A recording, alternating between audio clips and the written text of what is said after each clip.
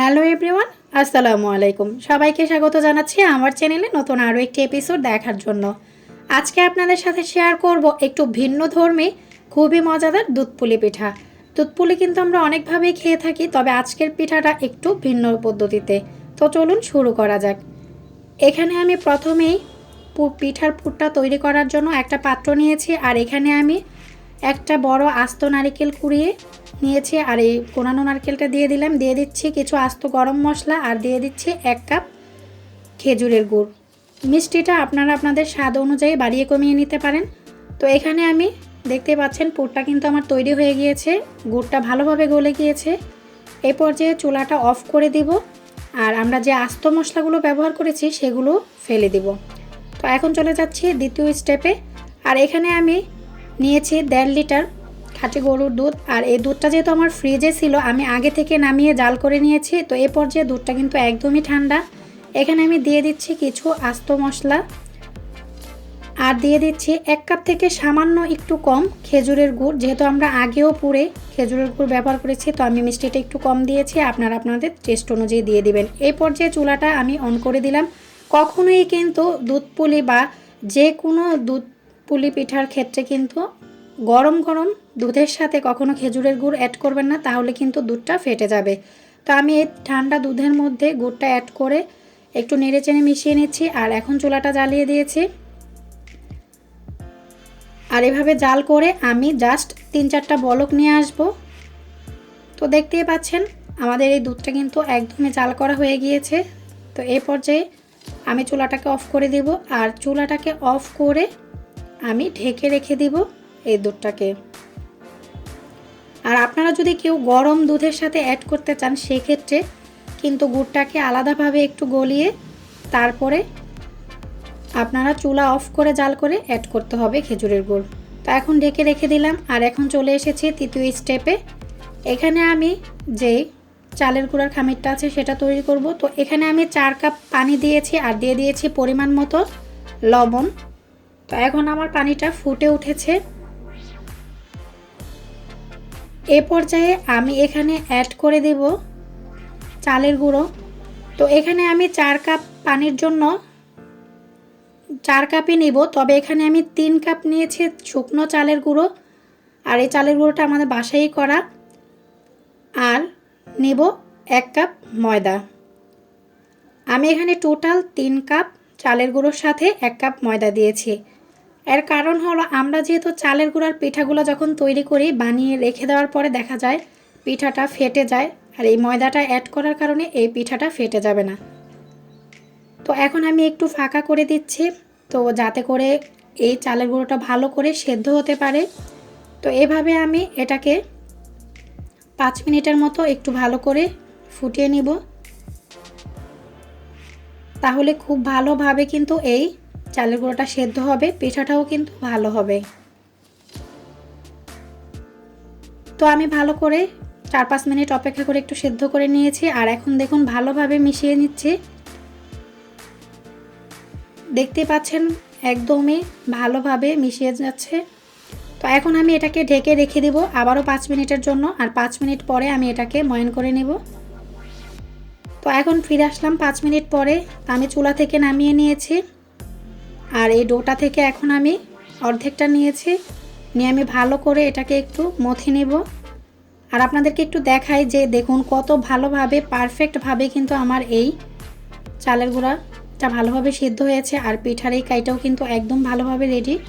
তো এখন আমি ভালোভাবে একটু মথে নিচ্ছি। তো এই যে আমাদের ডোটা একদমই তৈরি। তো এ পর্যায়ে আমি এখান থেকে কিছুটা কমিয়ে নিলাম, আর এভাবে ভালো করে একটু আবারও ভালো করে মথে নিচ্ছি, কারণ এই ডোটা যত ভালো করে মথা হবে পিঠাটাও কিন্তু ততটাই ভালো হবে।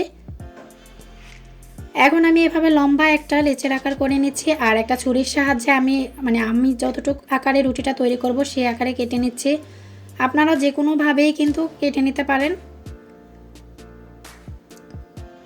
তো এখন আমি এভাবে একটু হাতের সাহায্যে গোল করে রুটি তৈরি করে নিব। তো আমি এখানে প্রথমেই একসাথে রুটিগুলো তৈরি করে নিচ্ছি, তারপর আমি পিঠাটা তৈরি করব।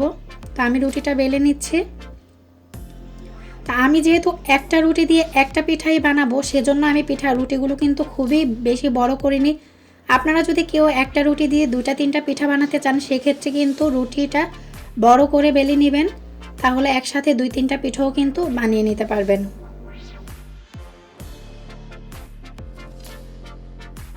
তো এইভাবে দেখতে পাচ্ছেন রুটিটা খুব বেশি মোটা হবে না, আবার একদম পাতলাও হবে না, মিডিয়াম টাইপের হবে। তো আমি এভাবে দেখুন সবগুলো রুটি কিন্তু বেলে নিয়েছি। আর আমি পিঠাটা তৈরি করার জন্য এরকম একটা পুলি পিঠার যে শাঁসটাকে নিয়ে নিয়েছি। আপনারা এগুলো যে কোনো সুপার শপে কিন্তু পেয়ে যাবেন। এগুলো দিয়ে পিঠা বানাতে কিন্তু খুবই ইজি হয়, ঝটপট বানিয়ে নেওয়া যায়। আপনারা চাইলে ছুরি বা অন্য যে কোনো কিছুর সাহায্যে কিন্তু পিঠাটা তৈরি করে নিতে পারেন। তো দেখতে পেলেন কত ইজিভাবে আমি পিঠাটা তৈরি করে নিলাম। আমি আবারও বোঝানোর সুবিধার্থে আরও 2-3টা পিঠা তৈরি করে দেখাচ্ছি। আমি এভাবে রুটিটা দিয়ে জাস্ট আমার প্রয়োজন অনুযায়ী পুর দিয়ে এভাবে চাপ দিয়ে কিন্তু কেটে নিলেই হয়ে যাচ্ছে আমাদের পিঠা। এইভাবে পিঠাটা তৈরি করা কিন্তু একদমই ইজি, খুব অল্প সময়ে কিন্তু এই পিঠাটা তৈরি করে ফেলা যায়। তো সেজন্য আমি এই শাঁসটা ব্যবহার করছি। তো এভাবে আমি সবগুলো পিঠাই কিন্তু তৈরি করে নিয়েছি। এখন চলে যাচ্ছে চুলায় আমি একটা প্যানে পর্যাপ্ত পরিমাণ তেল দিয়ে নিয়েছি, আর তেলটা এখন মাঝারি আঁচে গরম হয়ে গিয়েছে। তো এখন আমি এক বেচে যতগুলো পিঠা ভাজা যায় দিয়ে দিলাম। এখন চুলার আঁচটা আমি মিডিয়াম হাইয়ের মাঝামাঝিতে রেখে সুন্দর করে উল্টে পাল্টে ভেজে নিচ্ছি। তো এইভাবে কিন্তু পিঠাটা ভেজে নিলে আমরা কিন্তু চাইলে খালি খালিও খেতে পারি। তো যেহেতু আমি আজকে একটু স্পেশালভাবে দুধ পুলিটা তৈরি করব, তো সেজন্য কিন্তু আমি দুধে ভিজাচ্ছি। তো দেখতে পাচ্ছেন হালকা একটা কালার চলে এসেছে, আমি উঠিয়ে নিচ্ছি। আপনারা কেউ চাইলে আরও খুব বেশি গাঢ় কালার করেও ভেজে নিতে পারেন, কোনো সমস্যা নেই। তো এভাবে আমি তেল ছড়িয়ে সবগুলো পিঠাকে ভেজে নিয়েছি। আমাদের পিঠাগুলো কিন্তু একদমই রেডি। আর এই পিঠাগুলো কিন্তু অনেক মুচমুচে হয়েছে। পিঠাগুলো এই পর্যায়ে কিন্তু একদমই মুচমুচে আছে। তো এখন এই পিঠাগুলো একটু ঠান্ডা হয়ে গিয়েছে, মানে কুসুম গরম অবস্থায় আছে। আর আমরা আগে থেকে যেই দুধটাকে জাল করে রেখেছি, এই দুধটাও কিন্তু একদমই কুসুম গরম আছে। এ পর্যায়ে আমরা এই পিঠাগুলো এই দুধের মধ্যে অ্যাড করব। কখনোই গরম গরম এই ভাজা পুলি পিঠা আর গরম গরম দুধের মধ্যে অ্যাড করবেন না, তাহলে কিন্তু পিঠাগুলো ভালো হবে না, নষ্ট হয়ে যাবে, সাথে সাথেই একদম ভেঙে যাবে। তবে এই পিঠার একটা বৈশিষ্ট্য হলো যে এই পিঠাটা যখনই আপনার দুধে ভিজবে অনেক সফট হয়ে যাবে, আর সাথে সাথে পিঠাটা কিছু ভেঙেও যাবে। কিন্তু এই পিঠাটা এভাবে খেতে কিন্তু ভেঙে গেলেও অনেক টেস্ট হয়। তো এভাবে আমি পিঠাটাকে 4 ঘন্টার মতো ভিজিয়ে রেখেছি। আপনারা যদি কেউ সারা রাত ভিজিয়ে রাখতে চান, সেক্ষেত্রে অবশ্যই নর্মাল ফ্রিজে রেখে দিতে হবে। আর দেখতেই পাচ্ছেন এরই মধ্যে পিঠাগুলো কতটা সফট হয়ে গিয়েছে। আর এইভাবে দুধ পুলি পিঠাটা তৈরি করাটা কিন্তু একদমই ইজি, কিন্তু এই পিঠাটা খেতে কিন্তু আরও অনেক বেশি ভালো লাগে। আপনারা অবশ্যই একবার হলেও এই পিঠাটা ট্রাই করে দেখবেন এইভাবে দুধ পুলি পিঠাটা খেতে কতটা ভালো লাগে। আর অবশ্যই আপনারা আপনাদের মূল্যবান মতামত কমেন্ট করে জানাতে একদমই ভুলবেন না। আমি আশা করছি আমার আজকের এই রেসিপিটি আপনাদের অনেক অনেক ভালো লেগেছে। আর অবশ্যই আমার ভিডিওগুলো যদি ভালো লেগে থাকে তাহলে আমার চ্যানেলটিকে সাবস্ক্রাইব করার অনুরোধ রইল। আর এই তো তৈরি হয়ে গেল আমাদের খুব সহজভাবে এই পুলি পিঠা। এই পুলি পিঠাটা দেখতে যদি খুব একটা সুন্দর না লাগতে পারে, কিন্তু খেতে কিন্তু খুবই খুবই মজাদার। তো সবাই ভালো থাকবেন, সুস্থ থাকবেন। আল্লাহ হাফেজ।